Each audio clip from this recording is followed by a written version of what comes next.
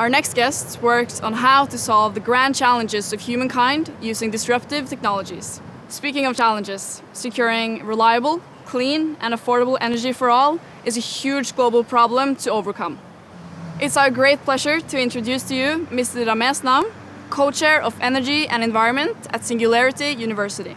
He is interviewed by our program director, Ingvild Melland.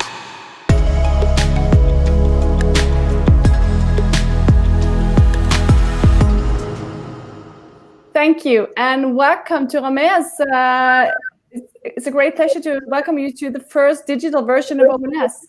Hello, Ingvild. Great to see you again, and it's a pleasure to be back at ONS. Well, we should have seen physically, but now we need to take the clouds as our basis. Someday. Yeah. Ramez, you have an impressive background from software in big tech companies, and you're a science fiction author and a founder of a nanotechnology company. But now you're at Singularity University, where you look at how disruptive technologies can help solve the great challenges for humankind. And on energy, we need to secure clean, affordable, reliable energy to people. So could you reflect to us, how do you see technology being a driver to solve that challenge and really push the energy transition forward? I mean, clearly, energy is a bedrock, fundamental need of humanity. You don't have prosperity or high human development without access to energy. We've built our society on many things, but access to low-cost, abundant energy has been a huge part of the welfare, prosperity, education, human development, and so on that we have today. Energy is largely a fungible commodity, which is to say that people will in general buy the cheapest energy possible. And so the most heartening trend for the planet, and the scariest trend for the oil and gas industry and the coal industry, is that the cost of clean energy technology is plunging exponentially. In a manner a little bit similar to what has happened with microprocessors and computing devices and our smartphones and so on. That's called Moore's Law. There's something called Wright's Law that operates in solar, wind, batteries, electric vehicles with different slopes, different rates, but says that in all of them, these technologies get exponentially cheaper over time. And that is where technology plays a part, because we're going to just undercut the price of fossil energy with clean energy, and that's going to reduce demand for fossil energy dramatically. So in which area are you most optimistic, building on what you say, when it comes to technology and solving the energy challenge? Yeah. In a sense, it's strange to hear me talk about it being an optimist at all, because in the area we've decarbonized the most, electricity, wind is only 5% of global electricity. Solar is only 2.5%. Before COVID, we were still seeing rises in peak in global carbon emissions, and probably still will. We probably have not yet hit the peak of global carbon emissions. I think this is in the second half of this decade. But what's happened is that deployment is a trailing indicator. The leading indicator is price. And so policy supports, when these technologies were very expensive, scaled them, and by scaling them, brought the price down. So that makes me very optimistic in electricity. But everybody sees that now. Solar, wind, offshore wind, mega onshore wind. I'm actually now joining full-time a startup called Radia, working on making onshore wind turbines just as large or even bigger than offshore wind turbines. But the area that's probably most relevant to ONS members, in the second area of decarbonization, is mobility. Batteries are plunging in price. They've dropped in price 87% from 2010 to 2019. Let's call it a 10 times price reduction in lithium-ion battery costs from over the last decade. Electric vehicles are radically simpler devices than internal combustion engine vehicles. They have 1/10 the number of moving parts. They have 4 times the efficiency. So per euro or dollar that you put in an energy cost, you get 4 times the range, or your total cost or your energy cost per kilometer is 1/4 as much. Your maintenance cost is 1/4 as much. And we're approaching a point in the next handful of years, in the first half of this decade, where the purchase price, unsubsidized, of an electric vehicle, passenger vehicle, light, medium-duty truck, is cheaper than an equivalent internal combustion engine vehicle. And the operational cost being so much cheaper means that people will switch over, commercial fleets will switch over very, very rapidly. And while the purchase price for heavy trucks won't be cheaper than electric, heavy trucks won't be cheaper than fossil fuel electric trucks anytime soon, the total cost per ton mile of electric trucking will be cheaper than the total cost per ton mile of diesel trucking in the next 3 or 4 years. So that makes me wildly optimistic, and it means that there's going to be a tremendous amount of demand destruction in the oil market. So I hear what you're saying is that it'll come down to the price, and that you think technology will pull the prices down. But going back to, and we come back to that, but going back to you mentioned COVID-19, and let's look back a couple of months.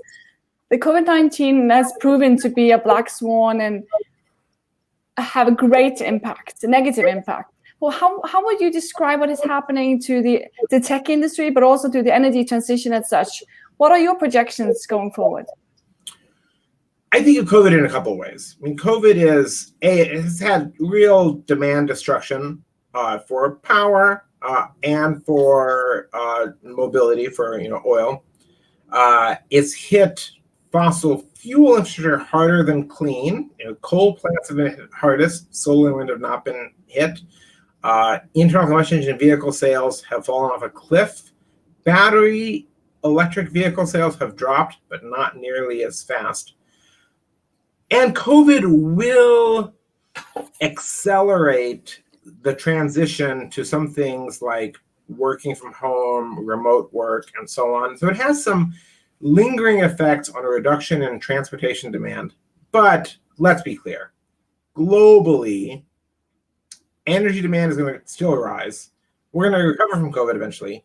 And globally, transport demand is still going to rise, especially in the developing world, especially in China, India, South Asia, Southeast Asia, Latin America, Sub-Saharan Africa, the whole Eastern Europe.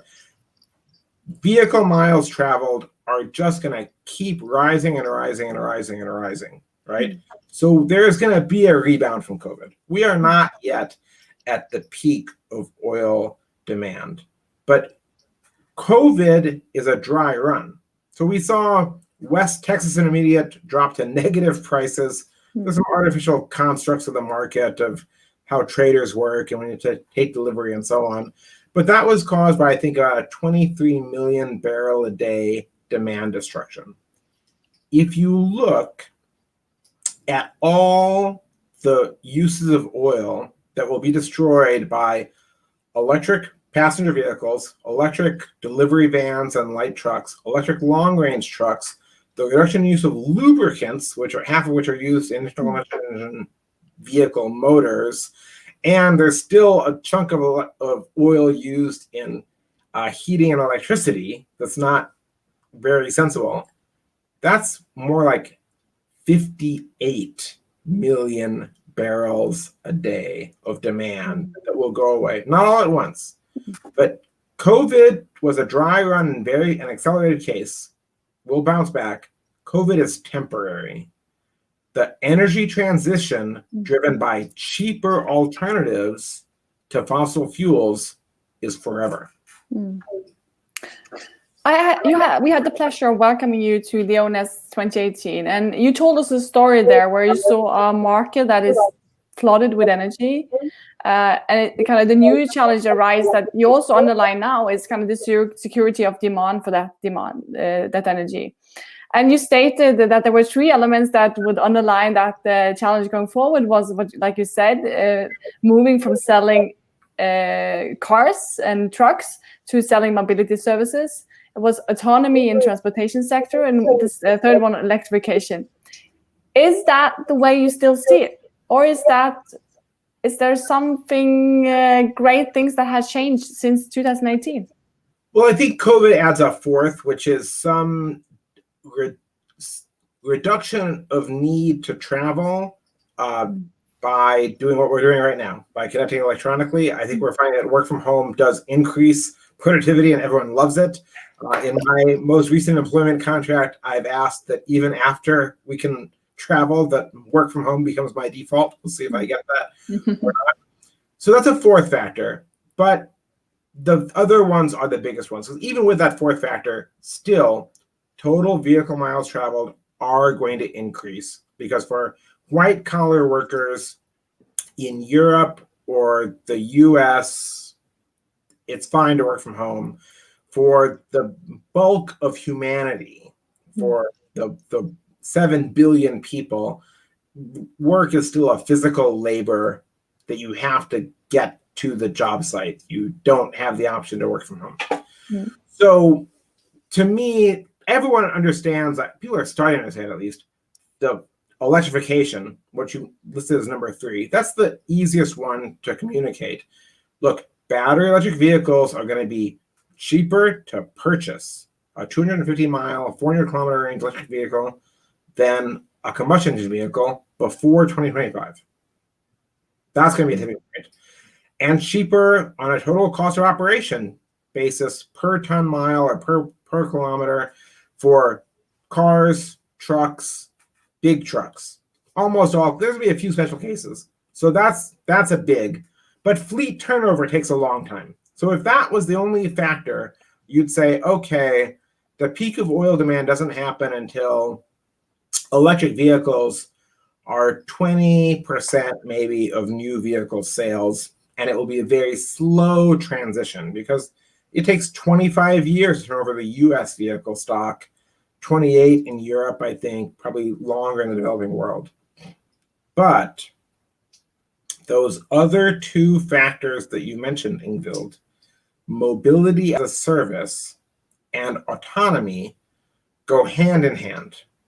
And the reason they do is that a taxi drives on average 5 times as many miles per year as a passenger car. Look, in America, the average US personal vehicle is driven 14,000 miles a year, 20,000 kilometers.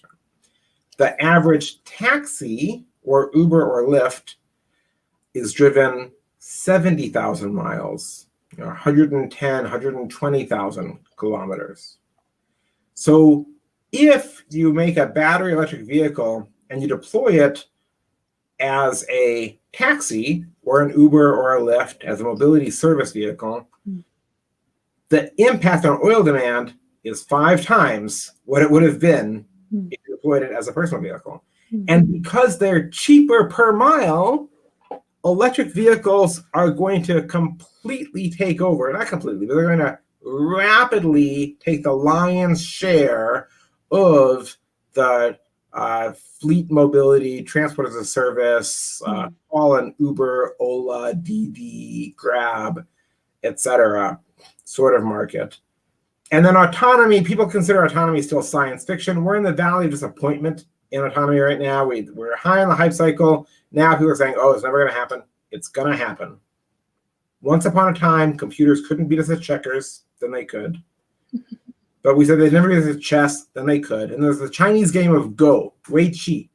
Go is several orders of magnitude more difficult computationally than chess. And people thought, well, computers will never beat us at Go. But machine learning, deep learning, learn to intuit, learn to look at the Go board and find patterns, not to even just do brute force looking ahead at different moves, but to say, oh, this looks like a good move, like humans do. Software will eventually be a better driver than humans. And in many parts of the world, in the US and Europe, half the cost of an Uber or Lyft is the driver.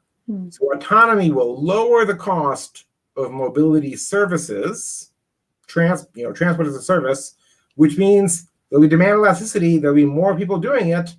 And I said batteries will be cheaper than electric too.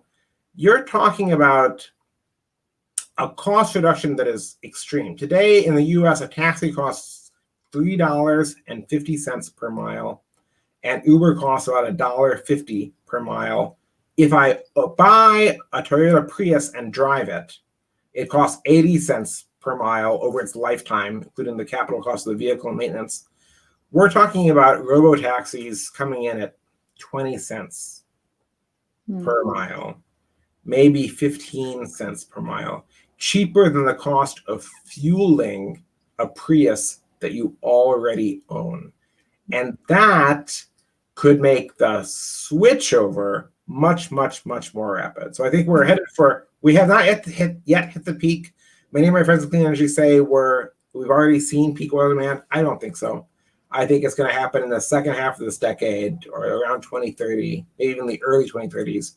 But once it does happen, it's going to be a plateau. It's going to start dropping faster and faster and faster and faster every year. You mentioned electricity of the mobility sector.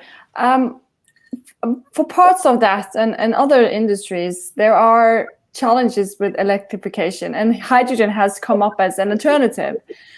In Europe, there is a high focus on hydrogen being a priority area for the European Green Deal. Do you have a short comment on what do you think, how do you think hydrogen will fit into the overall energy system picture? There are real uses for hydrogen, but there's also a lot of hype for hydrogen. And sometimes hydrogen is like someone has a hammer and is looking for a nail, right? They have a tool, they're looking for a job they can use it for. Hydrogen is not going to be competitive for ground transportation. People have to get over that concept.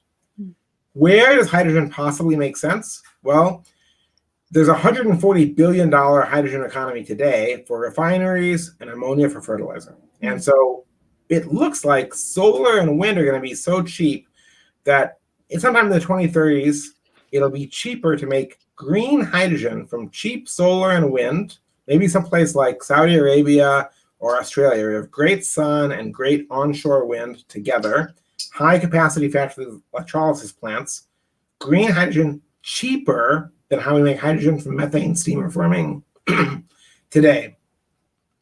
What we'll use it for is that existing $140 billion market, and then other use cases, maybe for seasonal storage, for dealing with long winter wind lulls in Northern Europe, but it'll need policy support for that.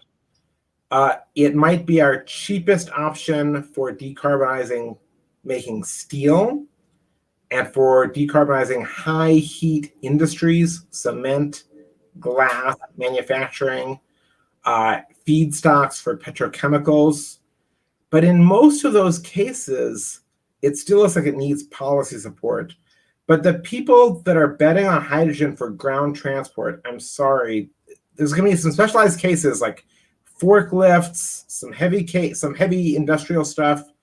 It still has a little bit of a chance in Class 8 heavy semi-tractor trailers, but it's going to lose there probably.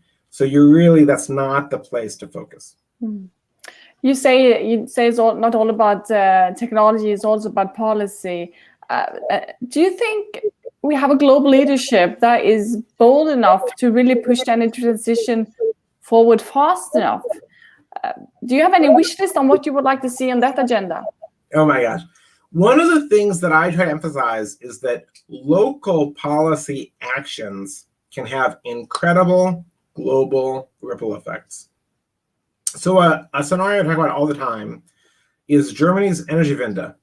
Germany started subsidizing solar and wind when solar and wind cost 5-10 times what for the electricity produced.